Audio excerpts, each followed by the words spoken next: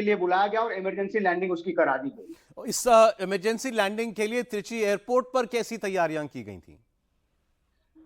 जी देखिए, पहले से ही जो भी जिला प्रशासन के अधिकारी हों चाहे एयरपोर्ट अथॉरिटीज के लोग हों, वो ये कह रहे थे कि हम उनको पूरी उम्मीद है कि किसी भी तरह का हादसा लैंडिंग के दौरान नहीं होगा। लेकिन जब एक इमरजेंसी डिक्लेयर की जाती है सौरभ, तो उसके साथ एक प्रोटोकॉल होता है जिसे फॉलो करना पड़ता है। इस प्रोटोकॉल के तहत सबसे पहले जो फायर फाइटर्स हैं उनकी लगभग 10 गाड़ियों को वहां पर बुलाया गया था, तैनात किया गया था रनवे के बिल्कुल पास में, कि अगर किसी स्थिति में अगर हार्श लैंडिंग होती है, क्रैश लैंडिंग होती है, तो उसमें अगर आग लगती है विमान में तो उसे किस तरह से निपटा जाए। दूसरी बड़ी बात की 20 एम्बुलेंसेस को बुलाया गया था। टोटल 50 एम्बुलेंसेस तिरची डिस्ट्रिक्ट में है, उसमें से 20 एम्बुलेंसेस को वहां पर बुला लिया गया था।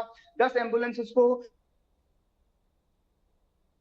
का हादसा वहां पर होता है तो यात्रियों को तुरंत वहां पर उपचार दिया जा सके, और 10 एम्बुलेंसेस को एयरपोर्ट के बाहर इमरजेंसी गेट के पास स्टैंड बाई पर रखा गया था। जो 2 हॉस्पिटल हैं तिरची एयरपोर्ट के पास, उनको अलर्ट पर रखा गया था। उनको कहा गया था कि कम से कम ये तैयारी वो कर लें कि सारा मेडिकल स्टाफ हॉस्पिटल में मौजूद रहे और ज्यादा से ज्यादा बेड्स जो है वो अवेलेबल रहे। इसी तरह से 8 किलोमीटर दूर पर गवर्नमेंट हॉस्पिटल है, वहां पर भी तमाम तैयारियां की गई थी। लेकिन ये कहा जाएगा कि सौभाग्य की बात है कि विमान को कुछ भी प्रॉब्लम नहीं हुई, यात्री अभी सुरक्षित बताए जा रहे हैं।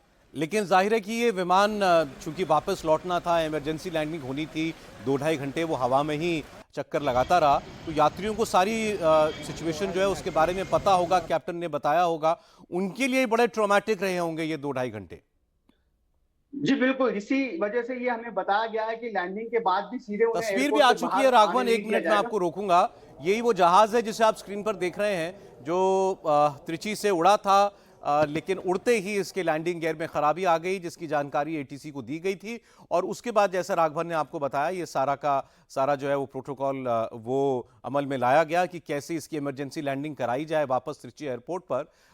इसके लिए जहाज के कैप्टन से कहा गया कि वो हवा में चक्कर लगाते रहें, और जब तक कि उसके अंदर भरा ईंधन 25% या उससे कम नहीं हो जाता, तब तक उसकी लैंडिंग नहीं कराई गई। और 25% ईंधन इसलिए रखा जाता है ताकि अगर एक बार में लैंडिंग कामयाब ना हो, दोबारा चक्कर लगा करके जहाज को 2-3 अटेम्प्ट करने पड़े, तो उसके लिए पर्याप्त फ्यूल होना चाहिए। लेकिन ज़्यादा ईंधन नहीं इसलिए रखा जाता, कहीं अगर आशंका हो आग लगने की, तो इस वजह से ईंधन उसमें कम से कम हो, ये सुनिश्चित किया जाता है। ये जहाज अब सकुशल लैंड किया कर चुका है त्रिची एयरपोर्ट पर। 141 यात्री विमान में थे, सब बिल्कुल ठीक हैं, सकुशल हैं।